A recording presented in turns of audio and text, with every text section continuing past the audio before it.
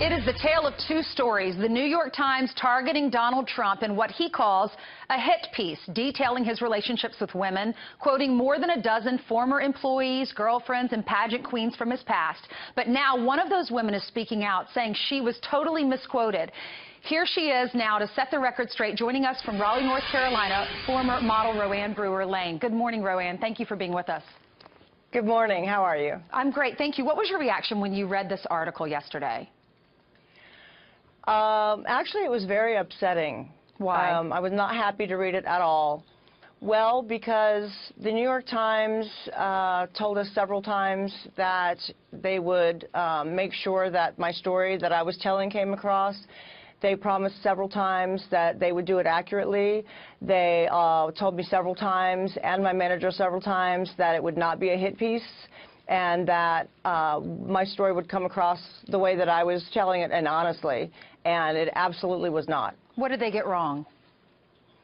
Well, they did take quotes from what I said, and they put a negative connotation on it. They spun it to where it appeared negative. I did not have a negative experience with Donald Trump, and I don't appreciate them making it look like that I was saying that it was a negative experience, because you knew him not. very well, right? You dated him for several months? That's correct. Yes, and he never made me feel like I was being demeaned in any way. He never offended me in any way. He was very gracious. I saw him around all types of people, all types of women. He was very kind, thoughtful, generous. You know, he was a gentleman. He was a gentleman, and it was. The New York Times, this is a quote from the article. Donald J. Trump had barely met Rowanne Brewer Lane when he asked her to change out of her clothes. True or false? False. Why? What's wrong with that? Well, I was asked if anybody would ask me, how did you meet Donald Trump? You're going to get the story of how I was at a pool party at Mar-a-Lago with my agency and a lot of other people. And it was a night party, and I had a photo shoot that I had done all day, and I had another photo shoot the next day, and I almost didn't go, but my agent asked me if I would please come up and just enjoy for a while, and so I did, and I didn't wear a bathing suit. I didn't have a swimsuit. I came from a shoot, like I said, and I started talking with Donald and chatting with him over the course of the first maybe 20 minutes I was there. And we seemed to get along in conversation nicely, and it just very normally and naturally evolved into a conversation. We started walking around the mansion. He started showing me the architecture. We were having a very nice conversation, and we got into a certain part of it, and he asked me if I had a swimsuit, and I said I didn't. I didn't know that I wouldn't really plan on swimming, and he asked me if I wanted one. So I said, oh, okay, you know, sure. And I changed into one, and the part where I went back out to the pool party and he made a comment, now that's a stunning Trump girl right there, I was actually flattered by. I didn't feel like it was a demeaning situation or comment at all, and that's what I told the Times, and they spun it completely differently. Wow, why did they do that? Well, obviously they feel like they need to do something to make him look bad or go along with their article. You know, I don't know how many people have spoken out about it.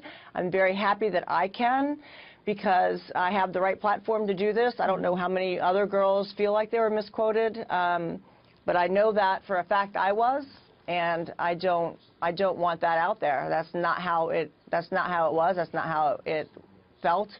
And it's just not what I want out there. He was a very good guy, Donald, and I think he's doing a good job in this race, and I think that some people have a problem with that. Did he ever mistreat women?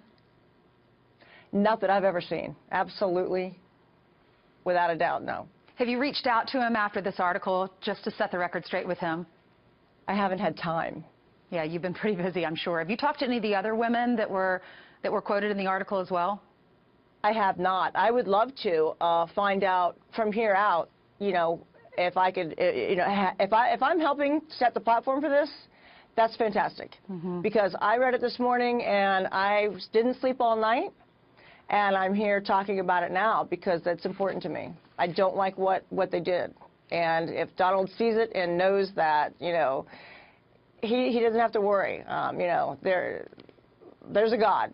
Why do you think the left, the mainstream media, is so obsessed with just creating this negative headline about how Donald Trump treats women? I can't answer that. I don't know. I think that they're just reaching for straws. Have you reached out to the reporter? We have. My manager did that. I was getting prepared to leave and come up here so that I could say hello to you guys and answer questions and set the record straight, clear the air, which I'm very happy to do, and I appreciate that. We did send a message up to them and let them know that we were going to be saying, you know, telling our side of the story, because they know they promised me several times that that wasn't going to happen. Just gives journalists a bad name, but I'm glad you're here to set the record straight. Will you vote for him? I think Donald is doing a great job, and he is a very successful businessman. He's a great leader because of that. He has a lot going for him, let's face it, and I'm supporting him. All right. Thank you, Rowanne. Thanks for setting the record straight and being here and telling the truth this morning. Thank you appreciate so it. much. You're welcome. Thank you so very much.